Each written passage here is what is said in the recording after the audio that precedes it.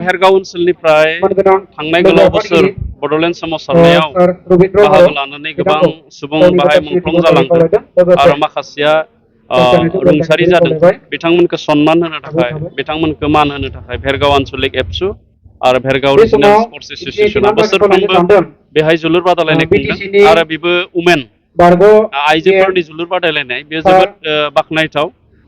जोङो जोंनि मुंख्लं जोहोलावजो बिथांमोनखौ जों अरायसम सिबिबाय थानांगौ। बिथांमोननि जिउ बाउसोमनायनि थाखायनो दिनै जोंनि बड'लेण्ड ओनसोला नैबे थासारियाव सफैदों।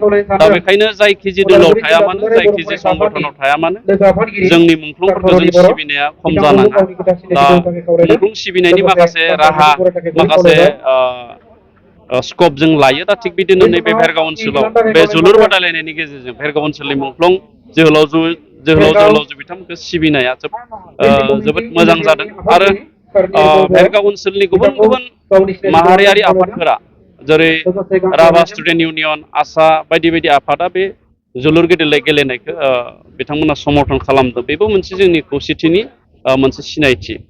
आरो आङो दिनै जोंनि नैबे भेरगाव ओनसोलनि गासै रायजो राजा बिथांमोननो फोसावनानै जोबोद गोजोननाय मोनगोन जे बिटिआर ओनसोलनियाव जेसेबांखिनि जोंहा मुंख्लंफोरनि मुङाव जोलुर बादायलायनाय बा बायदि बायदि गेम बादायलायनाय जायो बेखौ जोङो 5 लाख बोसोराव होनानै जोङो रांखान्थि अनसुंथाइ होनानै गेलेनायखौ खुंनाय जायो। थिग बिदिनो भेरगावनि बे मुंख्लंफोरनि मुङै होनाय जोलुर बादायलायनायावबो जों फैगोन बोसोरनिफ्राय 5 लाख रांखान्थि अनसुंथाइ होनानै बेखौ खुंनो थाखाय जों मददथि होनाय जागोन। जोंहा अलरेडि दंखायो जायफ्रा माने नेसनेल बा इन्टारनेसनेलाव गेलेनानै एवार्ड मोनो बान्था मोनो बा मेडेल मोनो बिथांमोननो जोंहा स्पर्ट्स डिपार्टमेन्टनिफ्राय इनसेन्टिभ केस एवार्ड दंखायो।